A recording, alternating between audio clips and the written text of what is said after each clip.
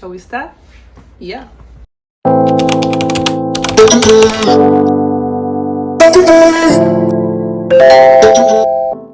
Hey guys, welcome to my channel. My name is Irea GEBIA, and for those of you guys who do not know me, I am new on your screen. Yay!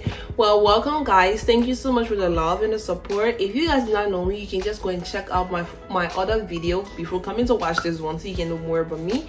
And also there will be Q&A for videos to come so you can get to know me better, because I intend not to be fake on this channel. It's everything real, true, so if you guys want to know more about me, you can just ask your questions in the comment section, and then I'll be happy to respond to them and also make a Q&A video. Without further ado, let's get straight into this video, shall we?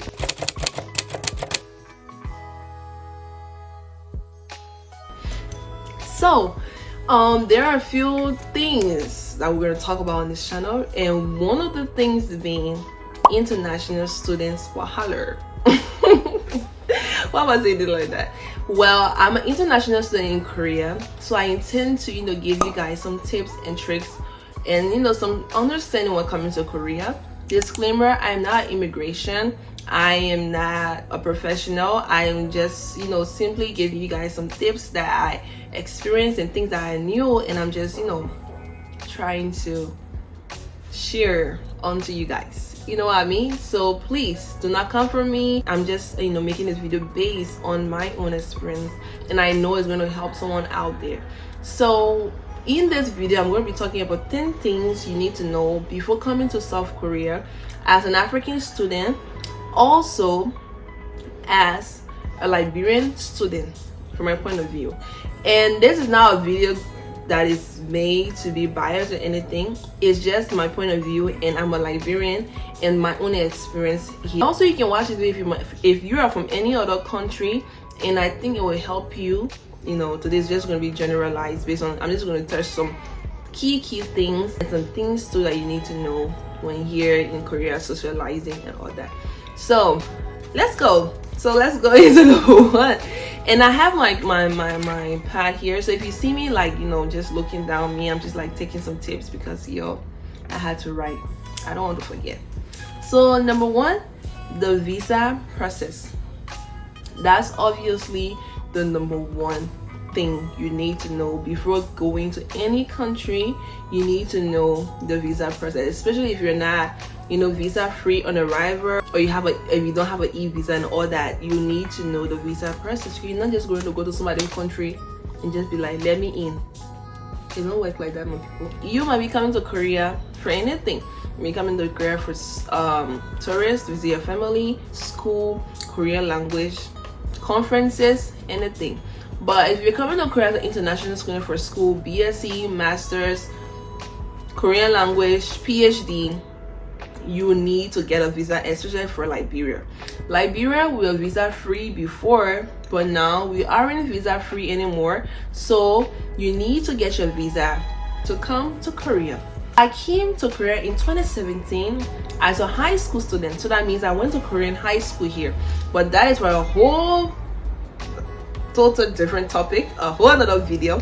So when I came to Korea after high school, I had to go back, do my process again, and come back to Korea. These are the processes I went through. Number one is that I had to apply to a school in Korea here. I had to get the admission letter, and also put all their documents together, because when you apply to a school here, you're going to pay your school fees. Yes, you're going to pay your school fees to that school.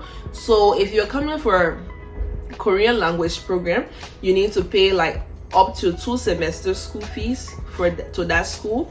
And all schools are different, but my school, I had to pay 2 semester school fees, and they had to send me their admission letter. They had to send me their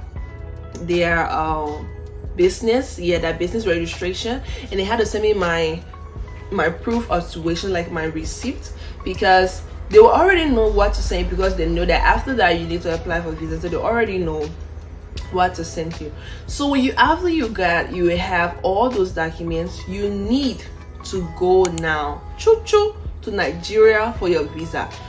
The embassy can be in Ghana, it can be in Ivory Coast, it can be anywhere in this world. But for Liberians, go to Nigeria for your visa. You need to be in Abuja to get all your visa processes ready or started. Also need to know that when you're going to Nigeria, you're not going straight to the Korean embassy, you're going to a middleman. There's an agency in Nigeria called the VFC. I read on the street, if I'm not mistaken. It's called a VFC, and that's where they process all kinds of visas, tourists or whatsoever. You need to go to Nigeria to that agency and do it. They are going to be the middleman between you and the embassy. So when you go there, you are submitting your documents to them. You're submitting your documents to them, and they're going to take it to the embassy. When you are granted a visa, the embassy send it back to them and they deliver it to you. So that's just how it works. When you go to Nigeria, these are key things you need to look out for when you're submitting. You need to put together your recommendation letter, you need to put together your diplomas and all that. When you go on the VFC website, you're going to see in all the listed documents required. So you need to follow that and then prepare your documents. You also will be taking a tuberculosis test, and that was one of the things that set me back a little bit, and I had to reapply to that agency. So you need to do it at the hospital that they will refer you to. One thing you need to know is this: you need to have your national ID card with you. I thought my passport was going to be great, we're going to work through, but no, they told me I needed my national ID card. So those are the two things you need to look up for. You need to get your tuberculosis test and get your national ID card. Do not give your original copies to the agency, because when that paper goes to the embassy, it's no return. So we all need our original documents, so you need to photocopy it. Go to the agency on your appointment. You're presenting your documents, then you show them both your real copy and the photocopy. They're going to take your passport from you, because in that passport, that's where they're going to stamp it or put in their visa grant paper and send it back to you. So you'll be passportless. And the next one is what? Sponsorship. Now, when you come into Korea, or before coming to Korea, in submitting those documents, you also need to have your sponsorship. The person is sponsoring you going to be your sponsor. So if you're coming to sponsor yourself, you need to have a bank statement, my people. You need to have a bank statement that will have certain amount of money in, so that the Korean government will know that, oh, okay, this person can sponsor themselves, and for this person is capable of being here without any challenges or hardship. Because no one wants you to come to their country and be homeless. Nobody wants you to do that. For my school, I had to deposit 10,000 USD in my account, and my sister was my sponsor. And one of the good things about Korea is that you already pay your school fees, so the money in your account is just going to show that your living expenses. For my school, you're coming for BSc just straight, it's 20,000, and when you're coming for Korean language, it's 10,000. Yeah, I'm not just saying that you just put the money in your account like one day and that's it. It should be a constant cash flow. It should be a constant cash flow. That means that account you're going to show to the immigration to the embassy as your bank statement. It should be like an account that you're using, and you have this amount of money in that you're capable, and they're going to act like you need to prove where all this money coming from and all that. You're not just going to put a lump sum of cash in your account and think that choo-choo, you're good to go. No, you need to prove that you're able to live in this country. The next thing you need to look at before coming to Korea, or when you come here, is accommodation. So accommodation can be split into, maybe your family is here and then you're coming to be here with them, or you're coming on a dorm, like you don't know anyone here, or you have money to rent your own place. So when it comes to the dormitory, I've never lived on a dorm before, so I really don't know that process.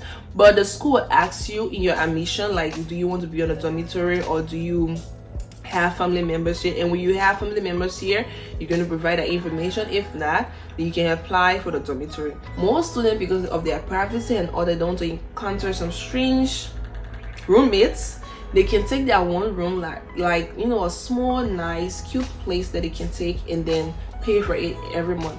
But I'll also make another video on how to get houses in Korea and things that you need to know getting houses in Korea. When you're coming here, if you have your family member already here, that's a good thing. It's really good. It will save you a lot. If not, then you need to take a place where you pay and all that, or just be on the dormitory.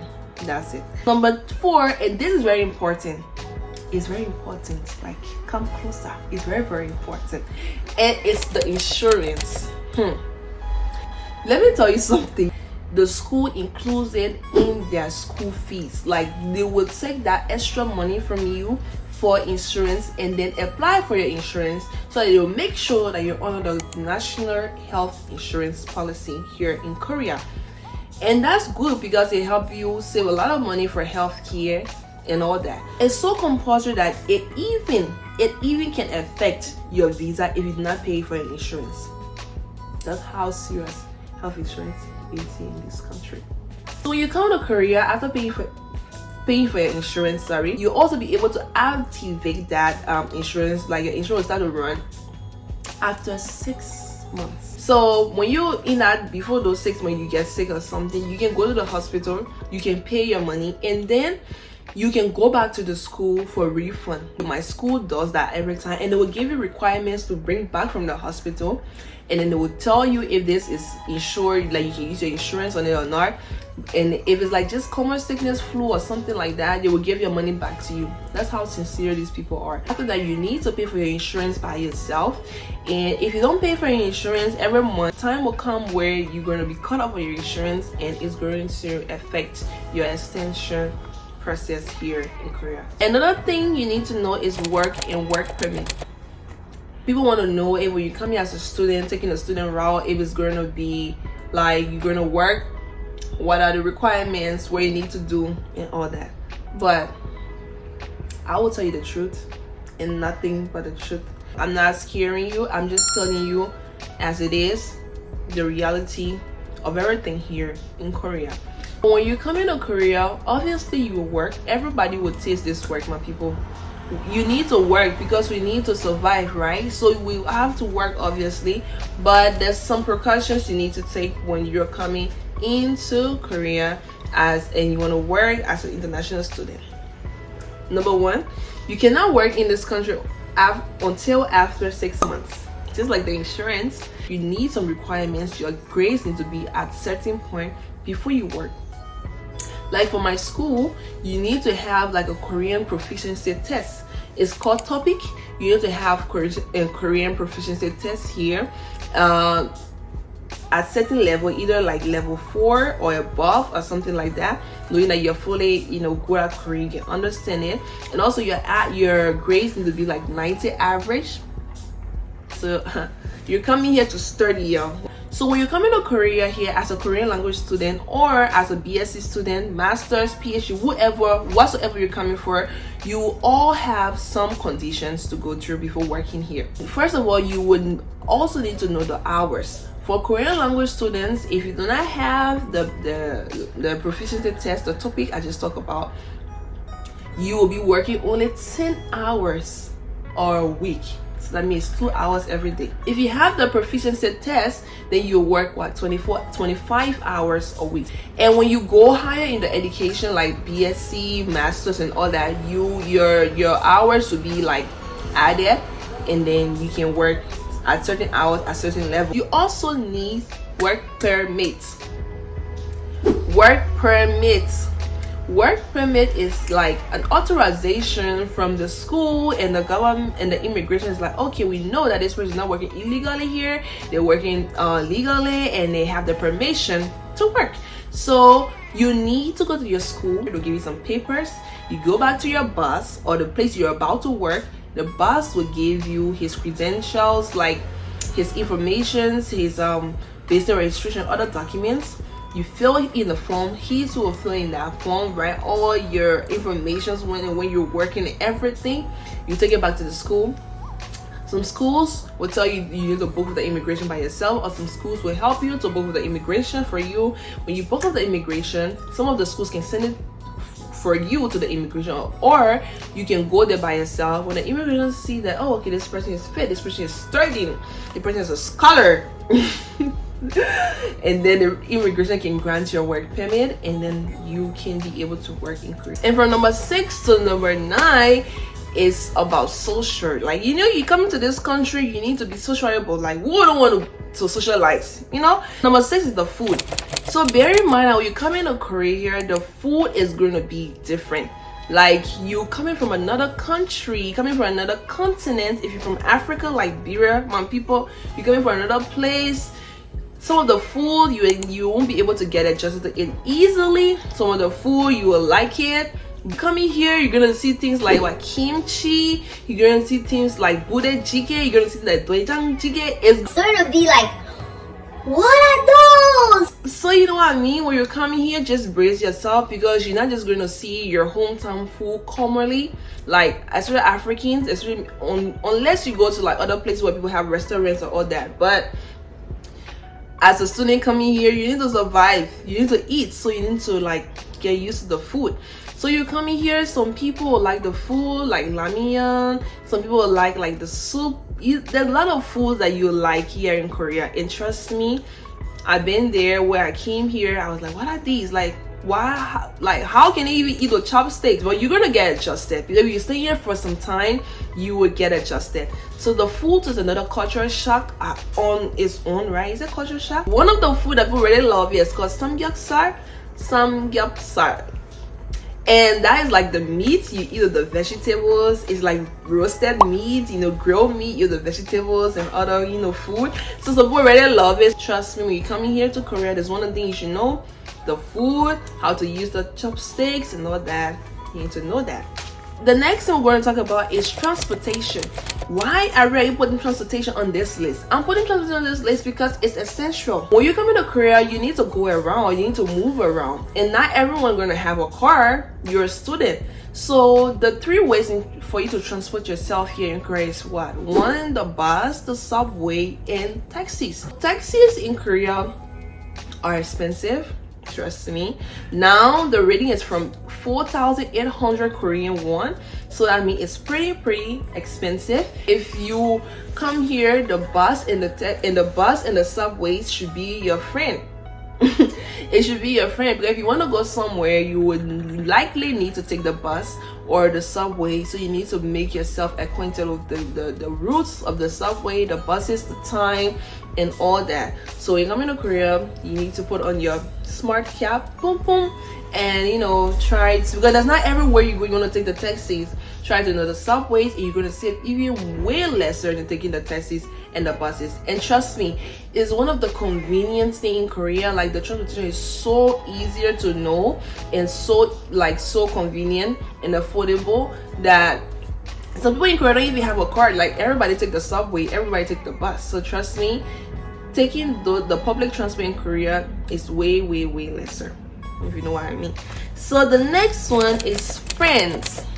Irea, when I come to Korea, where I make friends easily, where I have communication with people, where I have networking, take your time. Just as you're making food, you need to go through process. I don't know why I'm talking about food right now. I think I love food. I love food. That's not even what I think. I love food. So just as you know, everything has process. That's the same way as making friends here in Korea. You will not just come off the clear blue sky and make a lot of friends. Maybe when you come to school as an international student, you make some friends. Koreans are so shy and so cute, and so sometimes they won't be the ones talking to you first. It's not like they don't want to get to know you, it's just like they're kind of shy and not know what to say, not to offend you or something. So coming to Korea, you need to take your time. And when you come into Korea as a Korean language student, learning the language is a plus to make friends as well. Or maybe you're in like a group of something, then you can make friends with like Koreans. But coming to Korea and just think like, I'm gonna make a lot of Korean friends, it's possible. Maybe you go to Seoul or somewhere, but take your time, because they have good and bad people everywhere. Take your time, observe your environment. Like my boyfriend always say, when it comes to friends, you make a lot of international friends, obviously, but Korean friends, take your time. The next thing we need to know is the language barrier. You're coming from Africa, you're coming from another continent, you're coming from another place, you come to Korea, bear in mind that we speak Hangugo. We speak Korean language here. You will not get a lot of people speaking English I'm not scaring you or anything. It's just the truth. When I came to Korea in high school, it was so bad for me. I was so down because number one, I lost my mom, and then learning the language, I was like, what is this? Like, I didn't have no friends and all that, so it can be quite depressing. But you come to Korea as a Korean language student, then thumbs up to you, because your teachers are going to teach you the language. They're going to be so patient with you. If you're coming as a BSc student or a master's student, when you get around, maybe you can enroll to classes. The language program, yes, sometimes make people a lot of people anxious, but trust me, do not get anxious, because you're coming here for a purpose, and at the end of the day, you will still get to understand, because you're going to stay here for some time. All Koreans learn English in school, trust me, but they get so conscious when speaking the English, and if you cannot speak the language, they're like, oh, you know, like that. But trust me, it doesn't need to be afraid of the language. It may be like frustrating a little bit, but trust me, you're gonna get by on the language. And let me tell you something, Koreans are really like very helpful people. If you come to Korea and you're lost or something like that, and you act like a Korean, even if they cannot understand you, trust me, they will find way to help you. That's one of the best things you can ever experience in Korea. Like, they're going to find a way to help you. If you're coming to Korea and maybe you don't know the language yet, but you get lost or something, you need help, there are a lot of good people, good Samaritans out there that can help you without any sweat. And some people be like, I don't know, because they're shy, but some people already help you, and that's so touching. The last one before we end this video is coming to Korea worth it? If you never try, you never know. That's a saying, right? So if you're coming to Korea and you want to experience a new culture, you want to experience new things, then I think coming to Korea can be worth it for you. Everyone has an experience, and there's nothing that comes easy. You can go to America, you can go to Canada, you can go to UK. We will all experience challenges. If you want to come to Asia and experience the culture and different food and all that, and study here and live here, then it's only for you to see and only for you to decide. What I just talk about is just tips and tricks and things you need to know. But if you come to Korea here and you experience those things, let me tell you something, it's not going to be easy. There's some days you want to hit it here, there's some days you want to scream, there's some days you want to cry, there's some days, there's some challenging days all over as an international person moving from your country to another country. But it's going to have, at the end of the day, there's always going to be light at the end of the tunnel. The sun will still shine and flowers still bloom. So if you think that Korea is worth it for you, give it a try and come here. Follow all the process, the legal process. Come here to Korea, and trust me, with an open mind, you can be able to love it here. You can meet new people, you can meet new friends, you can go to beautiful places. So is coming to Korea worth it? It's for you to answer. If you have any questions, you can comment down below in the comment section, and I'll be willing to answer it. And you want to give your girl some love, you can follow me, subscribe, hit the notification bell down below, put the bell on, put that bell on, and comment down below your suggestions, your concerns about coming to Korea, and I'll be happy to answer them. Well, officially this video has come to an end. I have so much more videos in store for you guys as a student here in Korea, as an international student, as a Liberian student, as an African student. So if this video helped you a lot, just send your girl some love. And yeah, until next time, I love you guys so much. Hope you have a good day, and we will see you next time. Peace out. Mwah.